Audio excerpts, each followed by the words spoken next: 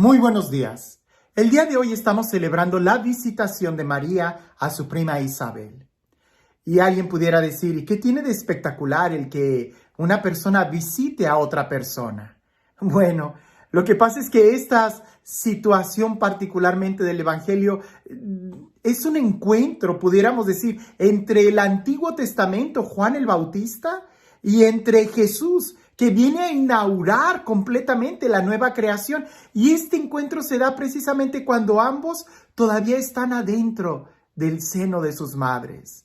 Y pensar particularmente en Isabel, bueno, nos debe de dar y de llenar todo el corazón de muchas ideas y emociones sobre la fidelidad de Dios, de que Dios no olvida sus promesas. Pero pensar en María es pensar en que el amor de Dios es completamente desbordante. Y precisamente una visita que María hace a su prima Isabel está tan cargada de, pudiéramos decir, de contenido profético, que nosotros pudiéramos aprender muchísimo del ejemplo que María nos da. Antes de entrar de lleno a la reflexión, vayamos al Evangelio. Leámoslo de una manera despacio. Tratemos de imaginar no solamente el escenario. Yo supongo que ha de haber sido de día o muy temprano. Supongo que ha de haber María haber estado cansada del viaje. Isabel quizás estaría, no sé, lavando pañales. No lo sé. Me gusta a mí imaginarme cómo fue la situación. Imaginar cómo fue la situación. Pero particularmente en este evangelio, ¿qué habrá sentido Isabel al escuchar el saludo de María? Porque no fue solamente un sentimiento de alegría de que mi prima ha venido a visitarme, sino más bien toda una revolución y una revelación interior, que Isabel quedó llena del Espíritu Santo y reconoció en María que era la madre del Salvador. Vayamos a leer el texto, pero trata de pensar cómo habrán sido esas emociones que ambas personas habrán experimentado con su saludo.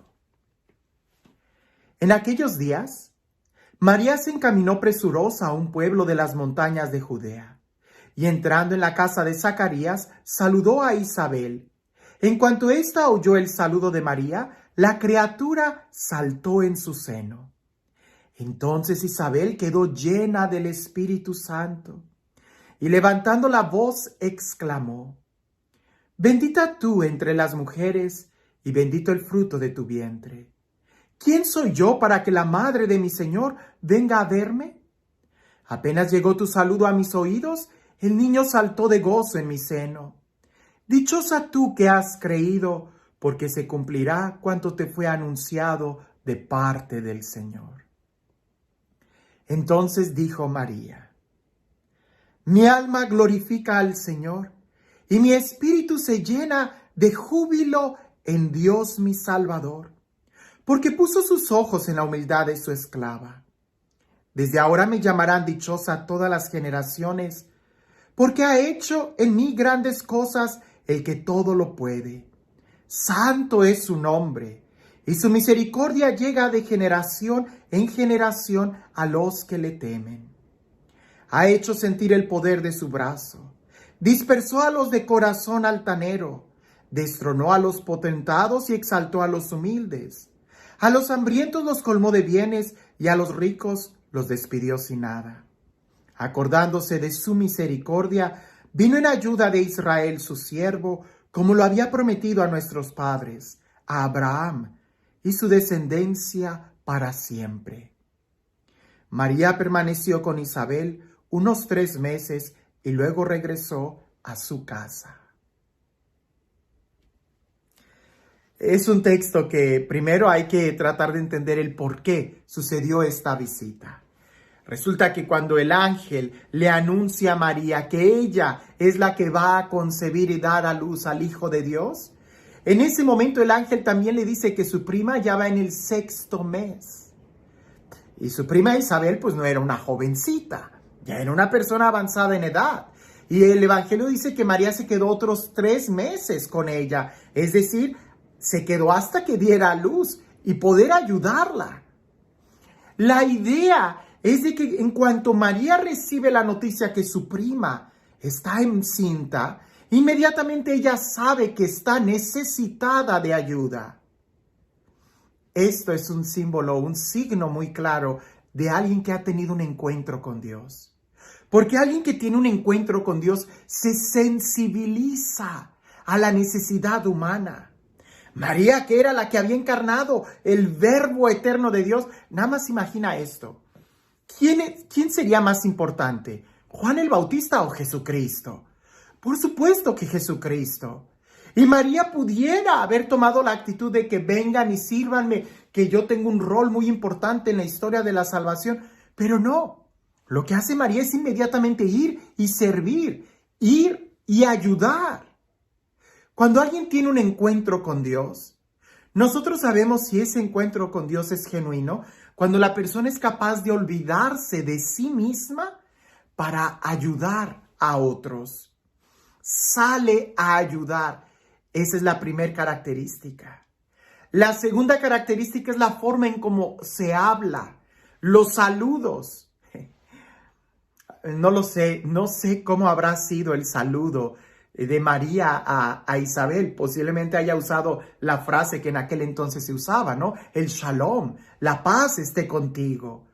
Pero para que Isabel haya quedado llena del Espíritu Santo, indudablemente debió de haber sido un saludo cargado de esa misma experiencia, de una comunión con Dios. Porque cuando una persona está en una relación constante con Dios, se le nota. Lo mismo le dijeron a Pedro cuando estaba ahí en la plaza de Pilatos, cuando iban a condenar a Jesús o que estaban condenándolo, que le dicen, tu forma de hablar te delata. De lo que está lleno el corazón es de lo que habla la boca. Y no solamente de lo que habla, sino incluso de cómo habla. Palabras con unción. Cuando Pedro, lleno del Espíritu Santo, el día de Pentecostés logró convertir a aquellos que lo escuchaban. O como San Pablo también pudo convertir a masas cuando predicaba con esa autoridad que solamente venía de Dios. Pues ahora imaginar cómo habrá sido el saludo de María. Ha de haber sido algo muy especial. Porque María indudablemente la llena de gracia. Pero también la primera en recibir a Jesús y la primera en darlo a conocer, la fiel discípula del Padre y pudiéramos decir de su Hijo también, pues estuvo de pie frente a la cruz. Ya estamos viendo dos características. La primera, el encuentro con Dios te mueve a servir a los hermanos, te hace sensible a la necesidad. Alguien que conoce a Dios no es el que siempre está disponible cuando se le pide ayuda, sino es el que ofrece la ayuda aunque no se la pidan.